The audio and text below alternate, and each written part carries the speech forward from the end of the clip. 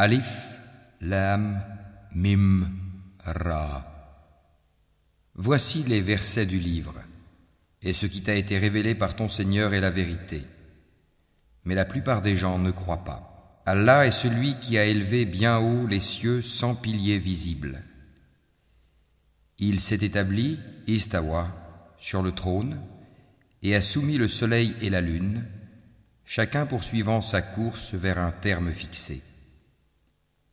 Il règle l'ordre de tout et expose en détail les signes afin que vous ayez la certitude de la rencontre de votre Seigneur.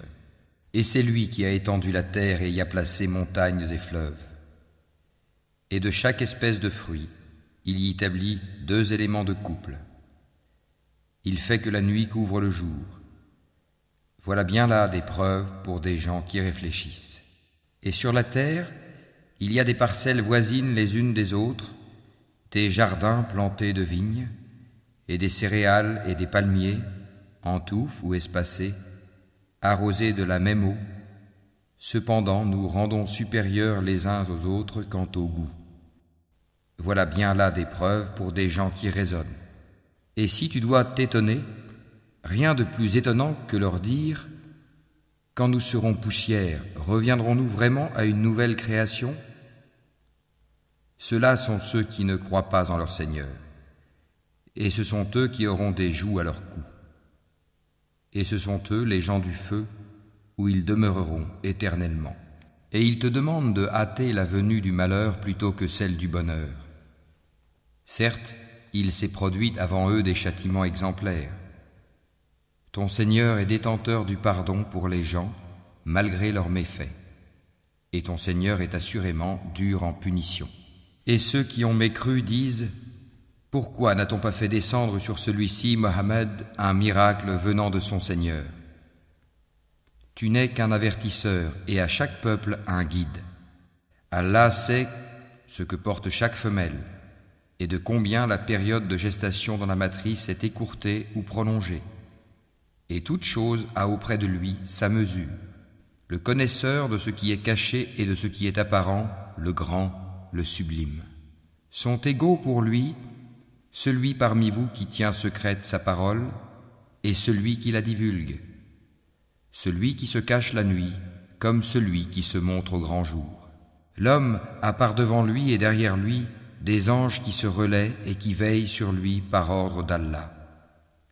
En vérité, Allah ne modifie point l'état d'un peuple tant que les individus qui le composent ne modifient pas ce qui est en eux-mêmes. Et lorsqu'Allah veut infliger un mal à un peuple, nul ne peut le repousser, ils n'ont en dehors de lui aucun protecteur.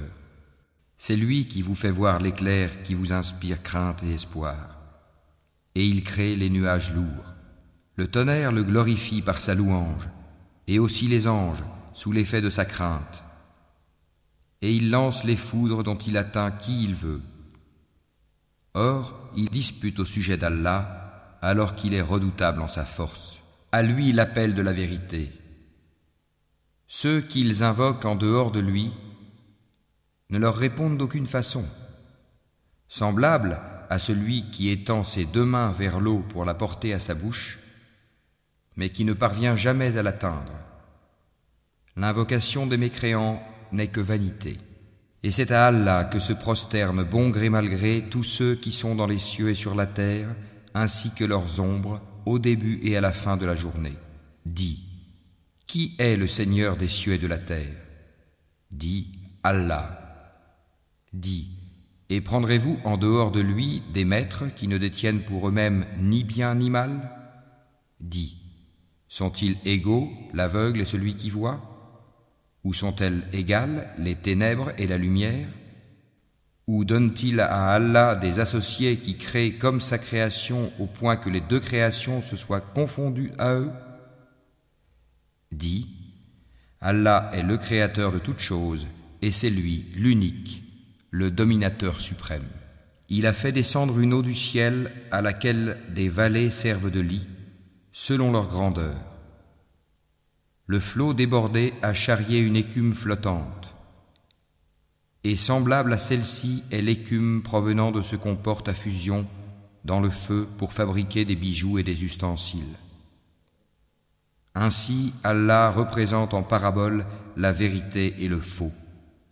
L'écume du torrent et du métal fondu s'en va au rebut, tandis que l'eau et les objets utiles aux hommes demeurent sur la terre. Ainsi, Allah propose des paraboles. La meilleure fin est pour ceux qui répondent à l'appel de leur Seigneur. Et quant à ceux qui ne lui répondent pas, s'ils avaient tout ce qui est sur la terre et autant encore, ils l'offriraient en rançon. Ceux-là auront le détestable rendement de compte et l'enfer sera leur refuge.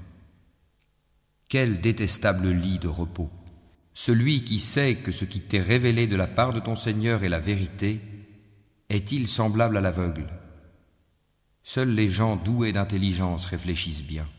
Ceux qui remplissent leur engagement envers Allah et ne violent pas le pacte, qui unissent ce qu'Allah a demandé d'unir, redoutent leur Seigneur et craignent une malheureuse reddition de compte, et qui endurent dans la recherche de l'agrément d'Allah, accomplissent la salat et dépensent dans le bien, en secret et en public, de ce que nous leur avons attribué, et repoussent le mal par le bien.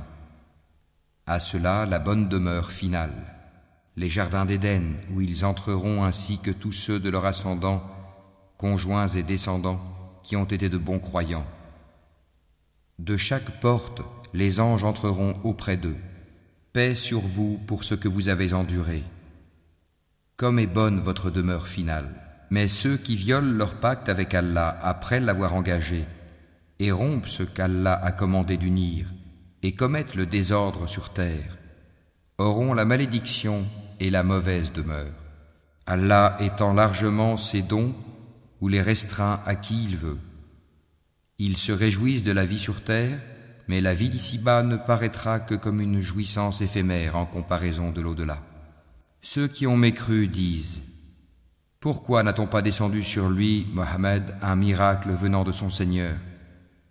Dis: en vérité, Allah égare qui il veut, il guide vers lui celui qui se repent. Ceux qui ont cru et dont les cœurs se tranquillisent à l'évocation d'Allah. N'est-ce point par l'évocation d'Allah que se tranquillisent les cœurs? Ceux qui croient et font de bonnes œuvres auront le plus grand bien et aussi le plus bon retour. Ainsi nous t'envoyons dans une communauté que d'autres communautés ont précédée, pour que tu leur récites ce que nous te révélons, le Coran, cependant qu'ils ne croient pas au tout miséricordieux. Dis: c'est lui mon Seigneur, pas d'autre divinité à part lui, en lui je place ma confiance, et à lui je me repens. S'il y avait un Coran à mettre les montagnes en marche, à fendre la terre ou à faire parler les morts, ce serait celui-ci. C'est plutôt à Allah le commandement tout entier.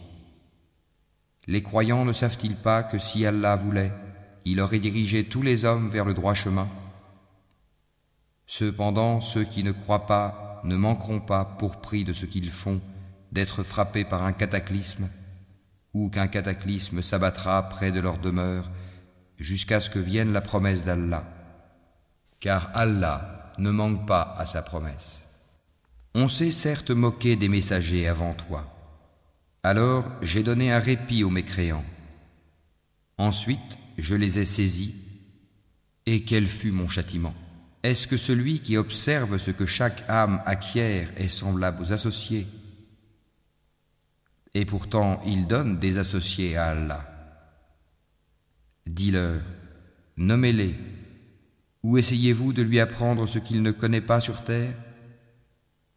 Ou avez-vous été simplement séduits par de faux noms? En fait, on a embelli aux mécréants leurs stratagèmes et on les a empêchés de prendre le droit chemin. Et quiconque Allah laisse égarer n'a plus personne pour le guider. Un châtiment les atteindra dans la vie présente. Le châtiment de l'au-delà sera cependant plus écrasant et ils n'auront nul protecteur contre Allah. Tel est le paradis qui a été promis aux pieux, sous lequel coulent les ruisseaux. Ses fruits sont perpétuels, ainsi que son ombrage. Voilà la fin de ceux qui pratiquent la piété, tandis que la fin des mécréants sera le feu. Et ceux à qui nous avons déjà donné le livre se réjouissent de ce qu'on a fait descendre vers toi. Tandis que certaines factions en rejettent une partie. Dis, il m'a seulement été commandé d'adorer Allah et de ne rien lui associer. C'est à lui que j'appelle les gens et c'est vers lui que sera mon retour. Ainsi l'avons-nous fait descendre, le Coran, sous forme de loi en arabe. Et si tu suis leur passion après ce que tu as reçu comme savoir, il n'y aura pour toi contre Allah ni allié, ni protecteur. Et nous avons certes envoyé avant toi des messagers, et leur avons donné des épouses et des descendants. Et il n'appartient pas à un messager d'apporter un miracle, si ce n'est qu'avec la permission d'Allah. Chaque échéance a son terme prescrit. Allah efface ou confirme ce qu'il veut, et l'écriture primordiale est auprès de lui. Que nous te fassions voir une partie de ce dont nous les menaçons, ou que nous te fassions mourir avant cela, ton devoir est seulement la communication du message et le règlement de compte sera à nous. Ne voit-il pas que nous frappons la terre et que nous la réduisons de tous côtés ? C'est Allah qui juge et personne ne peut s'opposer à son jugement et il est prompt à régler les comptes. Certes, ceux d'avant eux ont manigancé contre leurs messagers. Le stratagème tout entier appartient à Allah. Il sait ce que chaque âme acquiert, et les mécréants sauront bientôt à qui appartient la bonne demeure finale. Et ceux qui ne croient pas disent « Tu n'es pas un messager ». Dis « Allah suffit comme témoin entre vous et moi, et ceux qui ont la connaissance du livre sont aussi témoins.